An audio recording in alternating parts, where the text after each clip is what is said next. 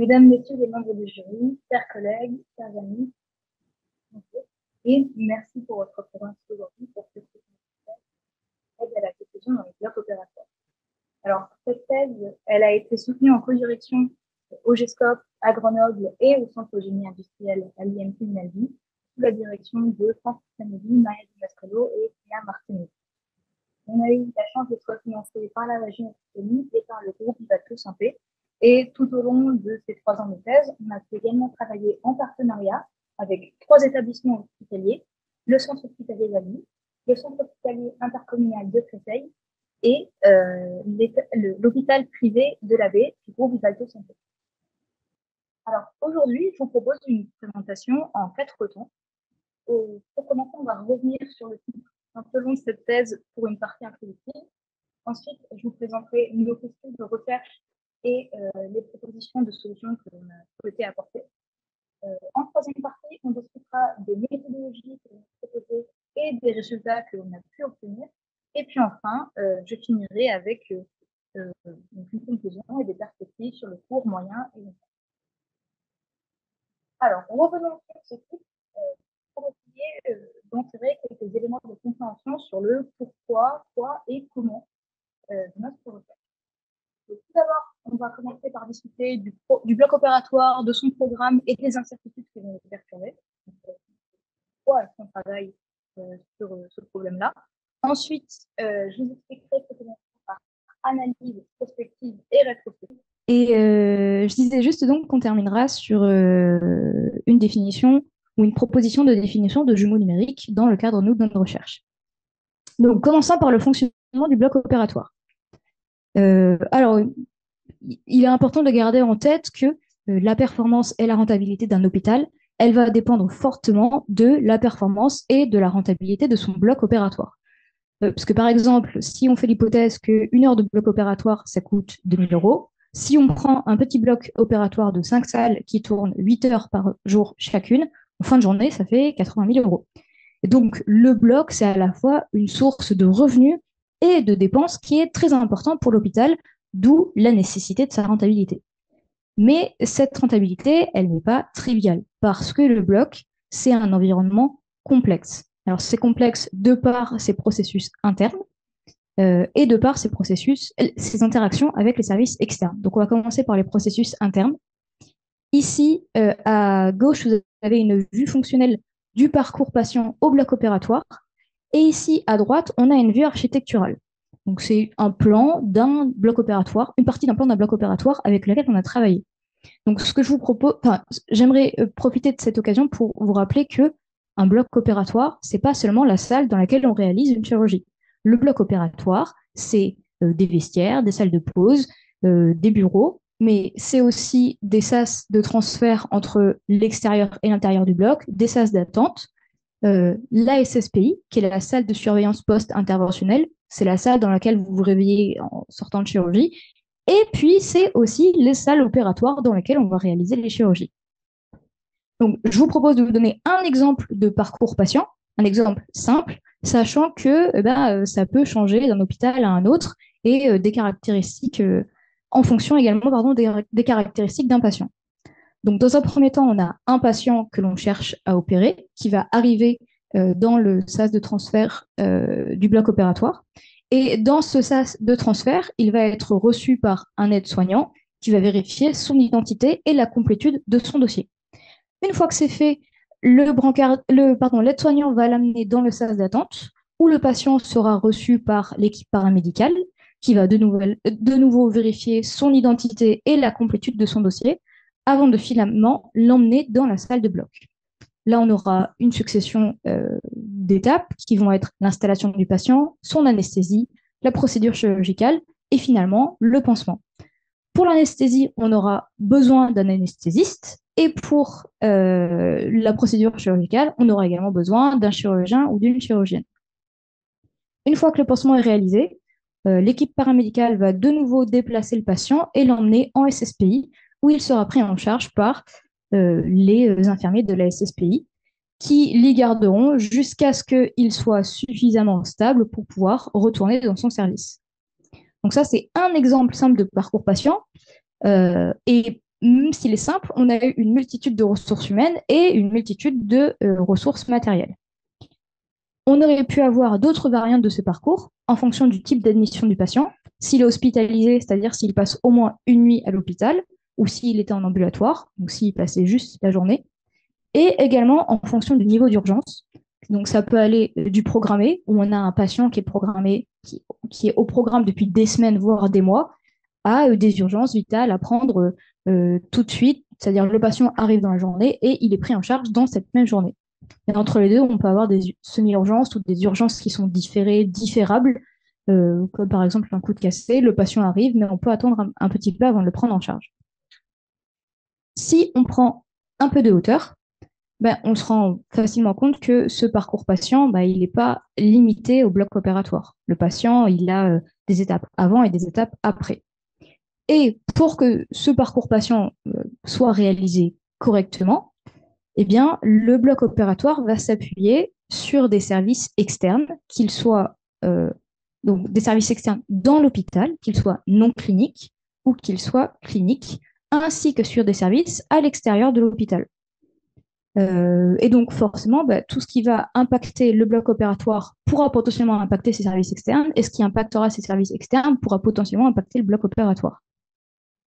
Je n'en dis pas plus sur cette slide parce que nous, dans notre cas, on s'est concentré sur les processus internes au bloc opératoire, mais c'est quand même intéressant à garder en tête.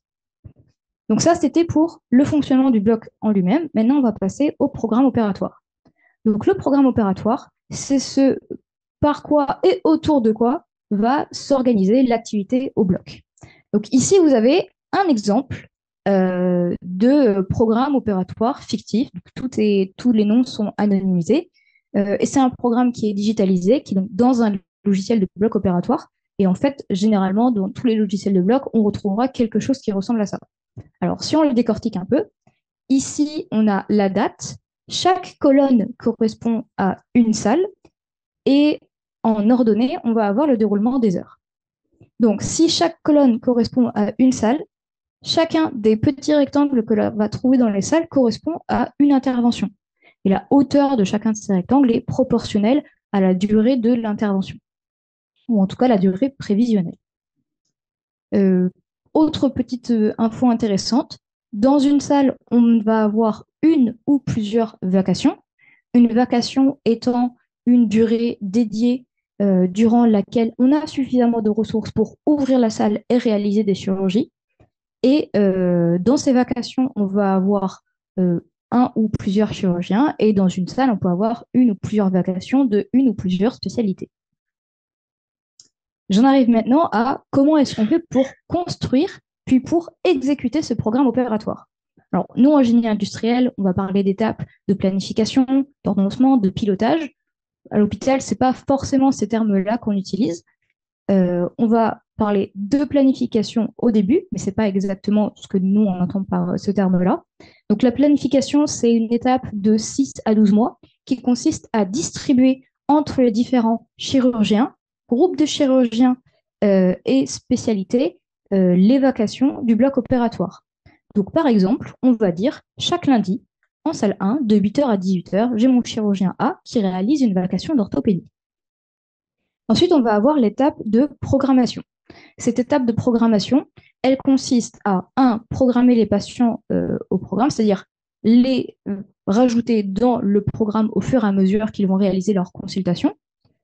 Puis ensuite, réaliser une cellule de programmation qui consiste en fait à choisir la date et l'heure de début des patients tout en s'assurant que les ressources matérielles et humaines ont été respectées lors de cette programmation.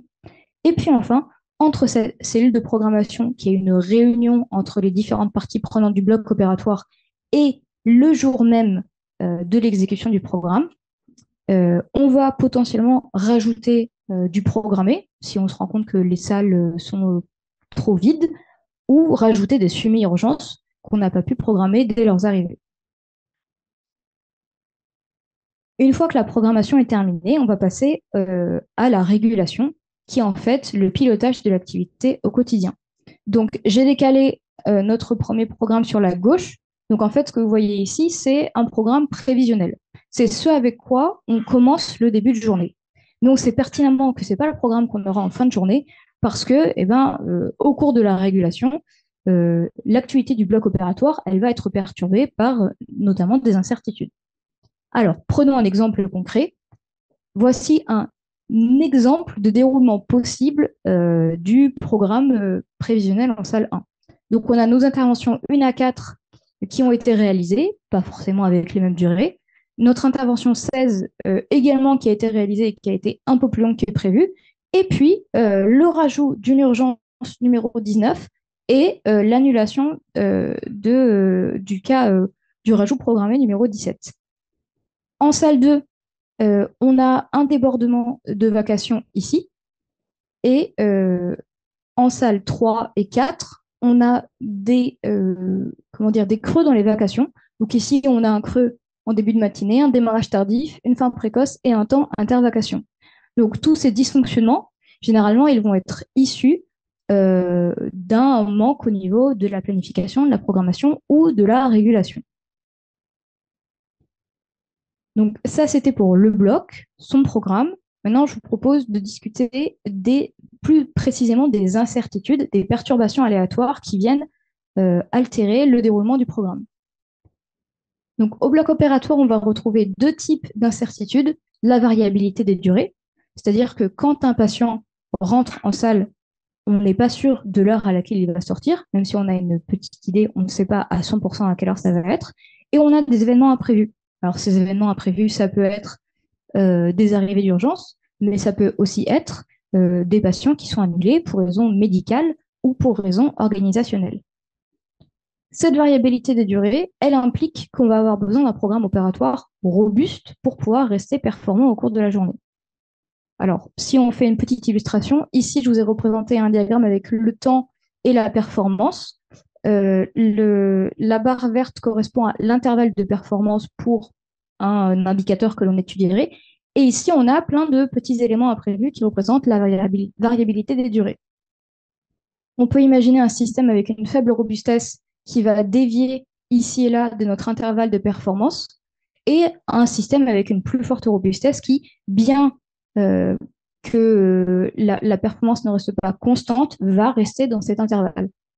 Et donc, j'en profite pour vous mettre en évidence ici les déviations que l'on a. Donc, ces déviations, elles sont causées par les incertitudes que l'on va avoir au cours du déroulement du programme.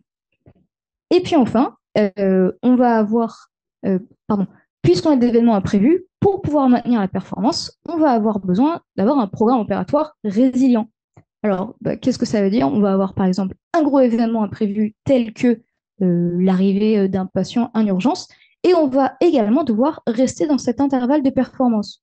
Donc, un système non résilient, on va avoir une chute de performance et on ne va pas vraiment réussir à s'en remettre, tandis que si on a un système qui est robuste, effectivement, on aura cette chute de performance, mais on va réussir à absorber et à répondre à cet événement imprévu. J'en finis avec cette slide pour notre contexte, le pourquoi est-ce qu'on s'intéresse au bloc opératoire. Et on peut maintenant passer à ce que l'on appelle analyse prospective et rétrospective. Donc au niveau de l'analyse prospective et rétrospective, alors je vous ai représenté ici en gris, le temps,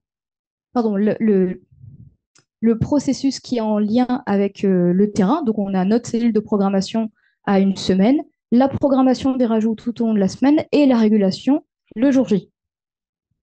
Ensuite, on va avoir le niveau de décision en jaune. Donc, on est hors ligne quand c'est avant le déroulement du programme et en ligne lorsque l'on est au cours de la journée opératoire. Le management des déviations en bleu. On parle de management prédictif avant l'exécution, de management réactif au cours de l'exécution. Et puis enfin, on a nos propositions de contribution. Donc, ce que l'on propose de faire, ça va être de réaliser une analyse prospective du programme opératoire prévisionnel. Parce qu'aujourd'hui, ce qu'on va faire pour obtenir un programme performant, robuste, résilient avant son exécution, ça va être d'essayer de se garder un petit peu de marge. Donc, je vais programmer ma salle à 70% et pour encaisser les incertitudes, je vais garder 30% de vide. Peut-être qu'on peut essayer de proposer quelque chose de plus objectif et de plus quantitatif. Et ensuite, pour après la régulation, ici, comme vous le voyez, ben, on ne fait pas grand-chose. C'est plutôt vide. Et donc, nous, on voudrait proposer une analyse rétrospective du programme réalisé pour pouvoir proposer un feedback dans des cas autres que s'il y a vraiment un événement indésirable ou une situation dangereuse qui est apparue au bloc. J'en arrive maintenant à l'outil qui nous aide à réaliser ces analyses prospectives et rétrospectives, notre jumeau numérique. Alors, pour avoir un jumeau numérique, on a besoin de 3 grosses composantes. Donc, nous, on va considérer notre bloc opératoire comme étant notre monde physique. La deuxième composante, ça va être un monde virtuel. En l'occurrence, nous, on a construit notre outil en utilisant FlexiMelsCare, qui est un outil de modélisation et de simulation à événements discrets. Et ensuite, pour vraiment avoir un jumeau numérique, on va avoir besoin d'une connexion du monde physique vers le monde virtuel, donc qui va être un apport de données. Donc, on a plusieurs bases de données au bloc opératoire que l'on va traiter pour pouvoir obtenir la base de données en entrée de notre jumeau numérique. Et puis après, cette connexion, elle doit être bilatérale. Donc, il faut également un retour du monde virtuel vers le monde physique. Et notamment, nous, ce que l'on fait, ça va être de l'aide à la décision. On va apporter à l'utilisateur des indicateurs pour qu'il puisse prendre ses décisions.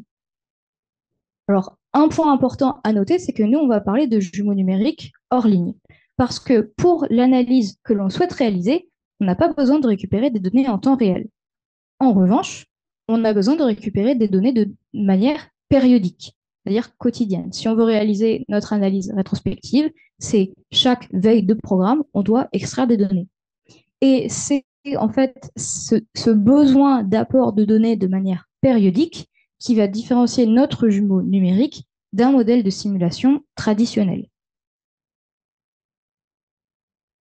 Je termine donc avec cette première partie et on peut maintenant aborder nos questions de recherche et les propositions de solutions que l'on a souhaité faire. Alors, au niveau de notre environnement de recherche, donc comme je vous l'ai dit tout à l'heure, on a eu l'occasion de travailler avec plusieurs blocs opératoires et même avant, moi j'ai eu la chance de travailler en tant qu'ingénieure hospitalière au centre hospitalier de Narbonne. On a aussi, tout au long de la thèse, cherché à impliquer des experts, parce que c'est une thèse qui se veut appliquée. Donc, on a monté un comité de pilotage pour pouvoir leur soumettre nos questions de recherche, nos propositions de solutions et les valider avec eux. On a également échangé régulièrement avec le support de Flexim pour pouvoir développer notre outil de la manière possible. Je continue plus précisément sur nos questions de recherche. La grosse question de recherche que l'on s'est posée, c'est comment est-ce qu'on fait pour améliorer et maintenir la performance d'un bloc opératoire soumis à des incertitudes. Alors, cette question de recherche, on l'a subdivisée en questions de recherche plus petites, avant l'exécution du programme, après l'exécution du programme. Donc ici, on travaille sur un programme prévisionnel et ici, on travaille sur un programme réalisé. Et ensuite, à tout moment, bloc opératoire. Alors, pour ce qui est de avant l'exécution du programme, on cherche à anticiper les déviations avant leur arrivée et à évaluer la qualité du management prédictif des déviations. Pour ce qui est après l'exécution du programme, on va plus se concentrer sur le management réactif des déviations, c'est-à-dire une fois qu'elles sont arrivées. Et puis aussi, on cherche à identifier la cause racine des manques de performance. Parce que si on a un problème au cours de la journée, ce n'est pas forcément que la régulation n'a pas bien fonctionné. Ça peut être aussi parce que le programme prévisionnel était construit de telle manière que le régulateur n'a pas eu le choix.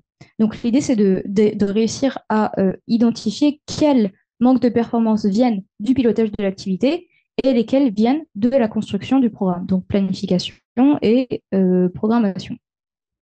Et puis enfin, comme ce n'est pas fait aujourd'hui au bloc, on se demande est-ce que l'on est capable de proposer des méthodes pour entraîner le régulateur au management des déviations.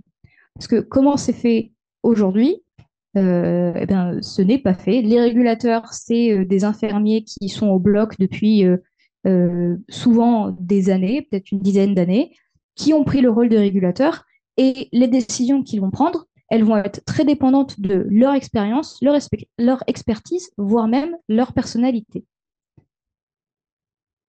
En ce qui concerne les propositions de solutions que l'on a faites, elles sont divisées en trois gros blocs. Donc, dans une première partie, on a des méthodes, on a proposé des méthodes pour le management des déviations.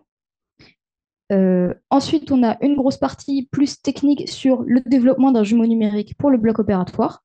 Et si on intègre les deux, ben, on a réussi à obtenir une preuve de concept de notre outil d'aide à la décision. Au niveau du management des déviations, on a proposé trois types d'analyses. Une analyse prospective du programme prévisionnel, une analyse rétrospective du programme réalisé et des méthodes d'entraînement pour le régulateur. Lorsqu'on a voulu appliquer ces méthodes grâce à un outil, eh ben, on s'est heurté à plusieurs difficultés qui nous ont poussé à développer des contributions plus techniques sur la construction standardisée d'un jumeau numérique de bloc opératoire, la modélisation de ces processus et la correction et des méthodes de correction et de complétion de la base de données. Toujours pareil, en intégrant ces contributions, on a pu obtenir notre prototype. Alors, certaines de ces contributions ont été valorisées au travers de travaux scientifiques, dans un article de revue, un chapitre d'ouvrage en version française et traduit en version française et anglaise. Et on a également pu communiquer dans des congrès, donc deux congrès francophones, JISE en 2020 et en 2022, et deux congrès anglophones, SOHOMA et la Winter Sim Conférence, Simulation Conférence. Donc, dans la suite de cette présentation, je ne vais pas pouvoir tout aborder, donc on va notamment se concentrer sur l'analyse prospective, l'entraînement du régulateur et le prototype de notre outil.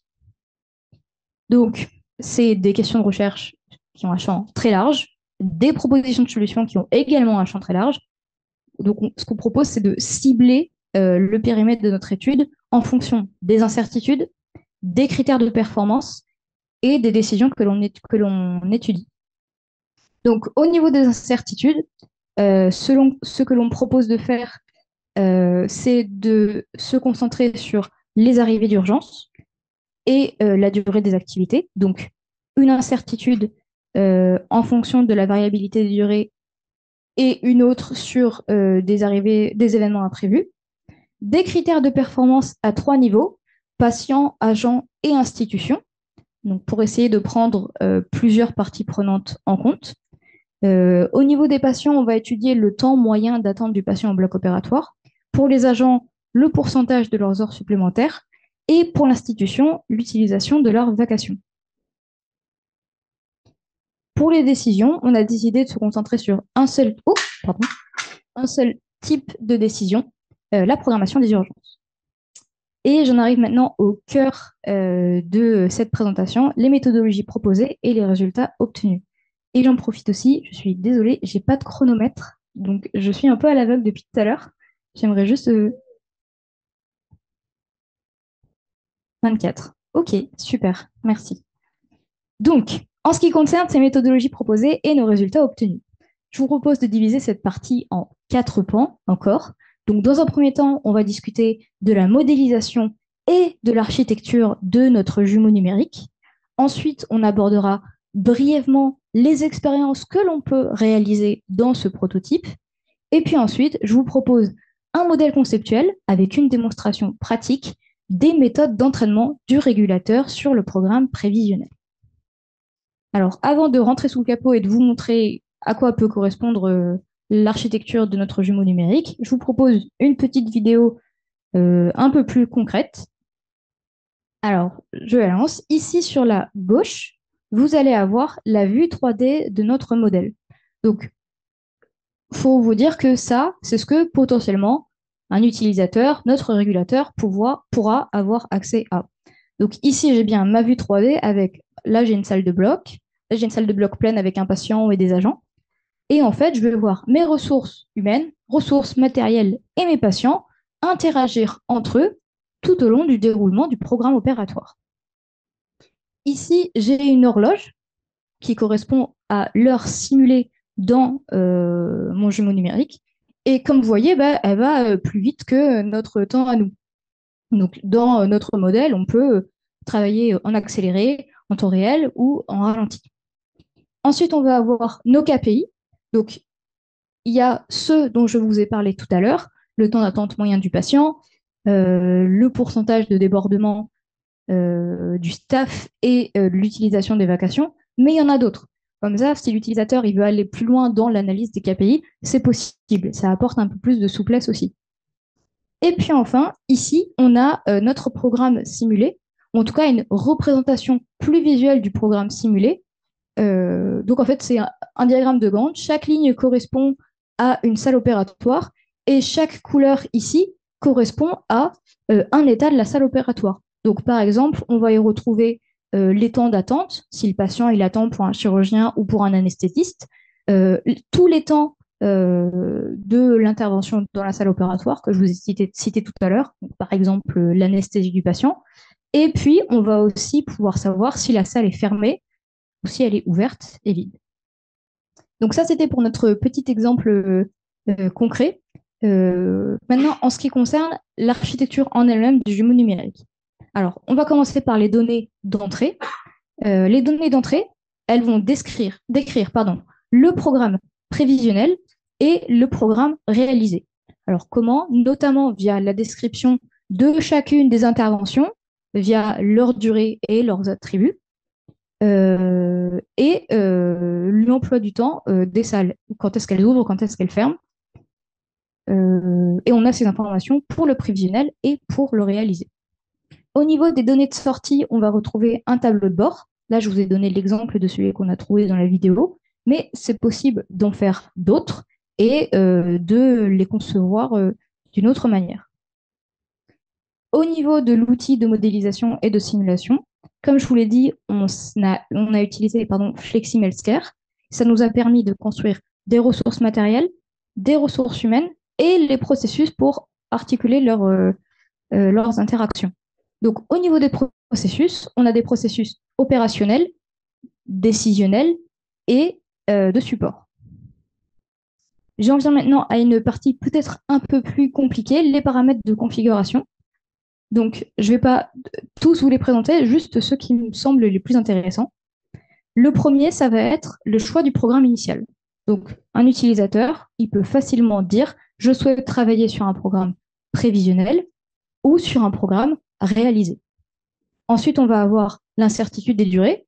Est-ce que je veux, oui ou non, travailler dans un environnement stochastique ou du coup déterministe? Et ensuite, on va avoir deux jeux de paramètres qui vont porter sur la programmation des urgences. Le premier, il va porter sur la reprogrammation des urgences du programme initial. Donc, je vais donner un exemple concret que l'on réalise effectivement pour pouvoir vous l'illustrer. Imaginons que je suis en train de réaliser une analyse rétrospective de mon planning réalisé.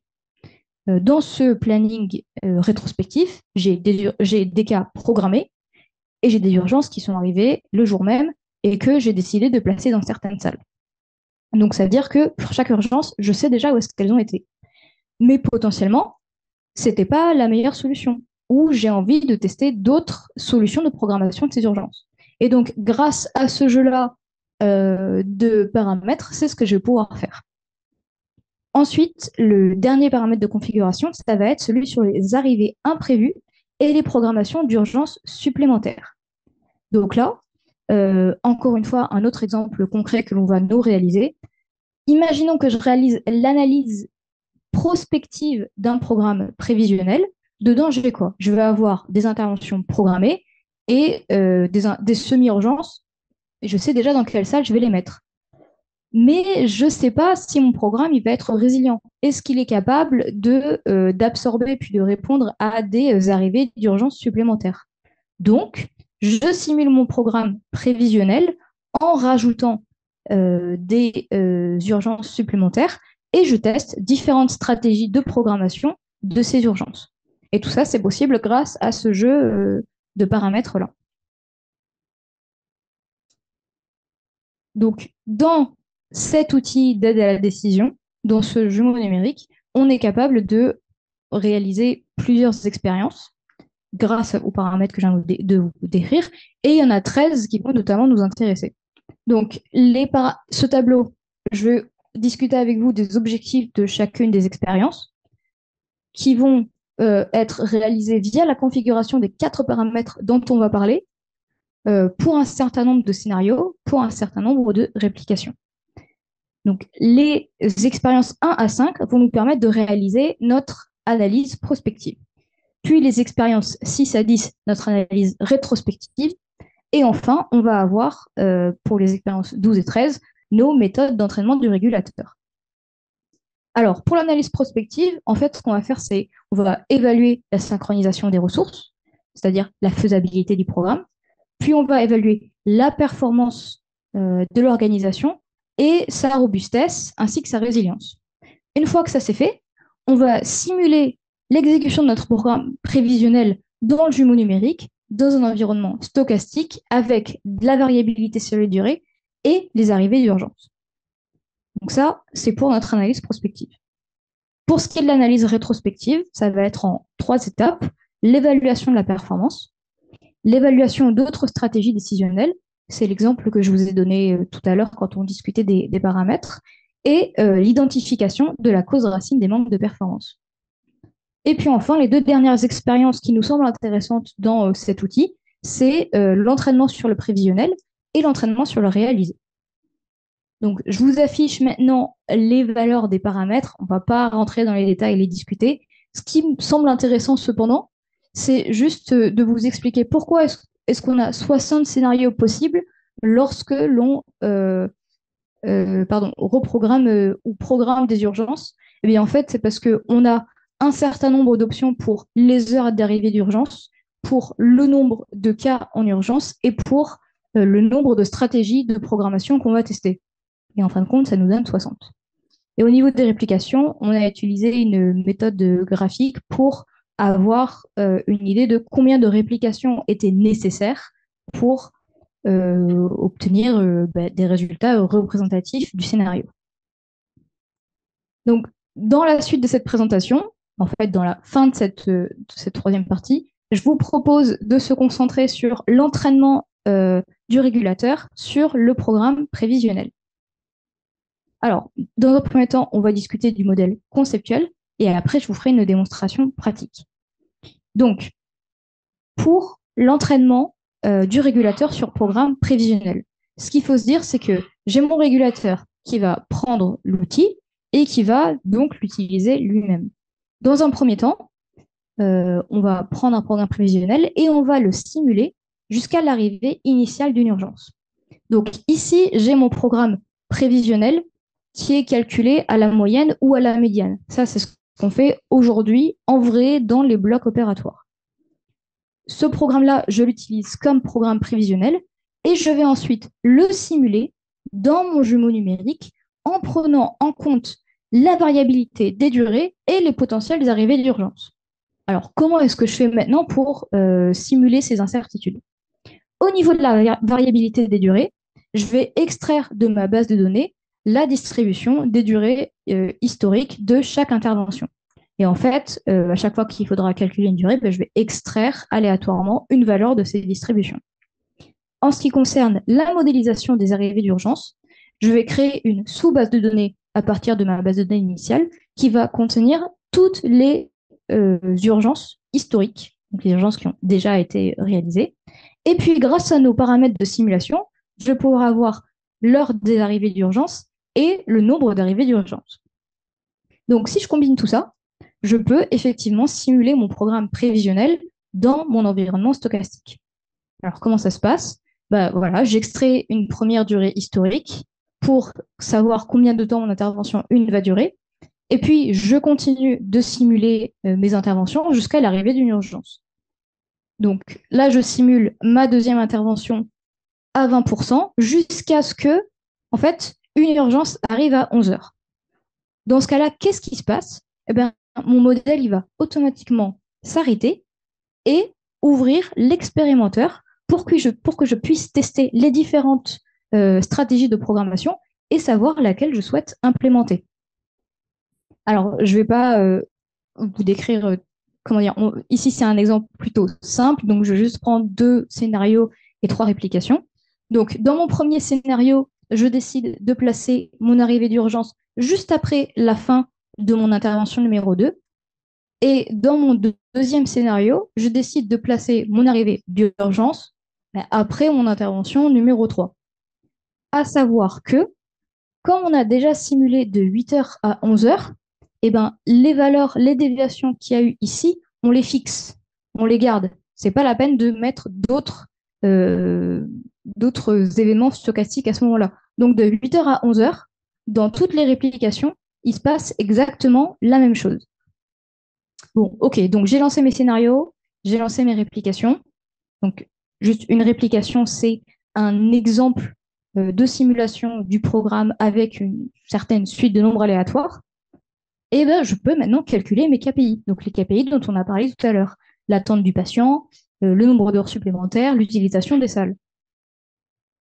Alors, c'est pas calculé avec des croix et des checks dans le modèle, mais c'est pour vous donner une idée. Dans le scénario 1, ici, le temps d'attente de tous les patients, il va être plus élevé que celui du scénario 2, tandis que le temps de débordement et le taux d'utilisation, il va être identique ou similaire. Donc, ce qu'on va dire, c'est que notre régulateur, peut-être qu'il souhaite que le patient attende au moins longtemps au bloc opératoire, donc il va choisir le scénario 2 et l'implémenter dans la simulation de son programme prévisionnel. Donc, on revient à notre modèle de simulation, on reset, on revient à 0 et on resimule notre programme prévisionnel en intégrant le choix qu'on a fait sur la programmation de l'urgence.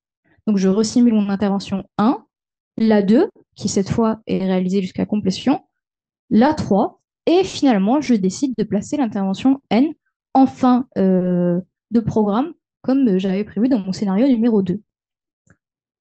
Sachant que ici, on a un exemple d'arrivée d'urgence, mais que, en fait, ce processus, on pourrait le rejouer à chaque fois qu'il y a une nouvelle arrivée d'urgence. Donc ça, c'était pour notre modèle conceptuel.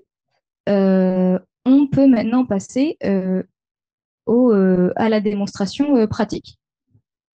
Donc, au niveau de la démonstration pratique, ici, j'ai, comme tout à l'heure, ma vue 3D, mon horloge simulée et mes KPI et mon diagramme de Gantt. Donc, ce que je fais, c'est que, comme tout à l'heure, je simule mon programmé jusqu'à ce qu'il y ait une arrivée d'urgence. Pardon, ça s'est arrêté quand j'ai cliqué. Hop. Ah non, il faut que je clique là. Et bon. Donc, ma simulation va tourner comme tout à l'heure jusqu'à l'arrivée d'une urgence. J'ai un pop-up, la simulation s'arrête et pardon, je fais une slide. Oui, c'est ça. Et l'expérimenteur va s'ouvrir automatiquement. Dans l'expérimenteur, j'ai déjà des scénarios qui sont préparés pour l'utilisateur, mais comme vous le voyez ici, je peux les modifier pour les adapter à mes besoins si j'ai envie. Ici, en l'occurrence, je les modifie pour les simplifier, pour pas que, pour faire un exemple simple en fait. Une fois que j'ai choisi mes indicateurs, je vais pouvoir lancer mon scénario ainsi que les différentes réplications. Donc là, c'est en accéléré. Dans la réalité, une réplication, ça prend environ 25 secondes.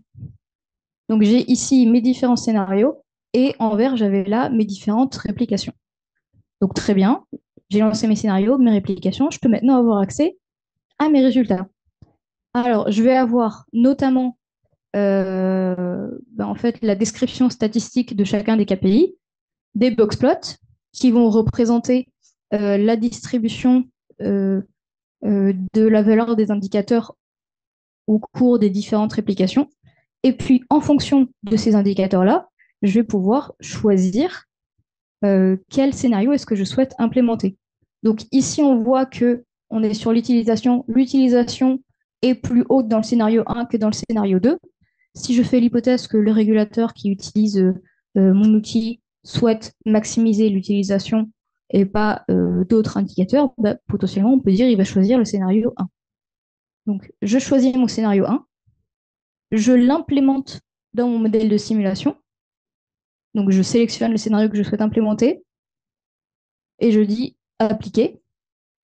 Et c'est tout. Je reviens dans mon modèle de simulation et je le reset et je le refais tourner. Donc, tout se passe comme dans la première simulation jusqu'à ici l'arrivée d'urgence que j'ai pu placer dans le bloc opératoire 1. Et en fait, je vais faire ça jusqu'à la fin de la journée. À chaque fois qu'il y a une arrivée d'urgence, je vais arrêter ma simulation, relancer les expérimentations et implémenter de nouveau la stratégie qui me convient le plus. Alors, j'en arrive maintenant à ma conclusion, dans laquelle je vais vous présenter les perspectives à court, moyen et long terme. Alors, on va peut-être d'abord faire une synthèse de ce que j'ai pu vous présenter aujourd'hui et de nos travaux. Donc ici, comme tout à l'heure, en gris, vous avez les processus que l'on réalise au bloc opératoire pour construire puis exécuter le programme. En jaune, les niveaux de décision. En bleu, le management des déviations. Et en vert, notre contribution. Alors, au niveau des contributions, avant l'exécution du programme opératoire, on a proposé une méthode d'analyse prospective et une méthode pour l'entraînement du régulateur sur le programme prévisionnel. Et ces deux contributions, elles nous permettent de répondre à nos questions 1 et 2. Ensuite, après l'exécution du programme, on a développé une analyse rétrospective et une méthode d'entraînement sur le programme réalisé. Et ces contributions-là nous permettent de répondre à nos questions 3 et 4.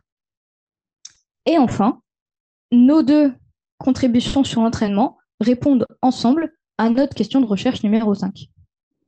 Un point intéressant peut-être, c'est que les questions 1, 2, 3 et 4 s'appuient sur l'utilisation de l'outil comme un jumeau numérique, alors que la question 5 s'appuie sur l'utilisation de l'outil comme un modèle de simulation traditionnel. Alors, et maintenant, quid des perspectives à court et moyen terme? Donc, l'idée, ce serait en fait, qu'est-ce que on a développé aujourd'hui et qui pourrait être amélioré, et qu'est-ce qu'on n'a pas encore développé, mais qu'on pourrait rapidement implémenter. Donc, il y a beaucoup de réponses. Je ne vais pas discuter de tout avec vous aujourd'hui. Je vous propose de se concentrer sur les indicateurs et le point de vue de l'utilisateur. Au niveau des indicateurs, on avait identifié 3 KPI sur lesquels on voulait se concentrer, mais on en a calculé d'autres pour donner plus de souplesse à notre tableau de bord. Quelque chose qu'on n'a pas fait, c'est construire une fonction objectif à partir de ces indicateurs. Et ça pourrait notamment être très intéressant si on veut aller au-delà de la simulation et faire aussi de l'optimisation plus tard. Quant au point de vue de l'utilisateur, tout au long de notre démarche, on a conçu et construit notre outil avec le retour d'experts et de gens du terrain. Mais en ce qui concerne l'utilisation de l'outil en lui-même et son implémentation, on n'a pas pu encore récupérer leur retour. Et donc, ce serait quelque chose d'extrêmement intéressant à faire à la suite de cette thèse. Et puis, je termine sur ma dernière slide, la perspective sur le long terme, le développement d'un jumeau numérique en ligne. Alors, donc l'idée, ce serait d'avoir un apport de données non périodiques, mais en temps réel.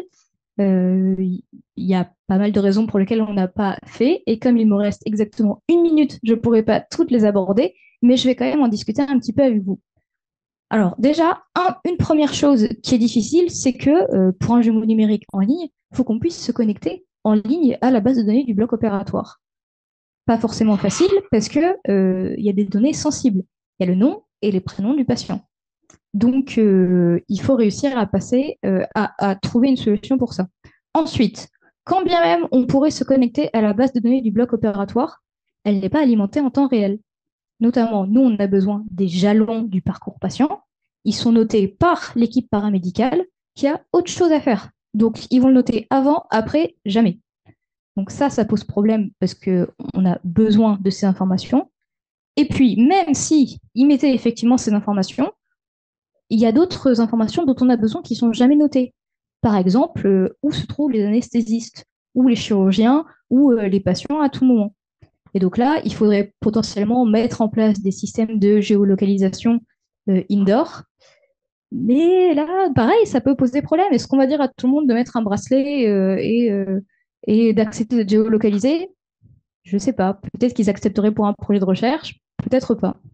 En tout cas, il y a beaucoup de potentiel pour ce jumeau numérique, quelques difficultés pour le mettre en place, mais je pense que s'il doit y avoir une thèse après la mienne, ce serait peut-être intéressant qu'elle se porte sur l'implémentation du jumeau numérique en ligne. Et je termine sur cette slide. Merci beaucoup pour votre attention et je suis à votre disposition pour des questions.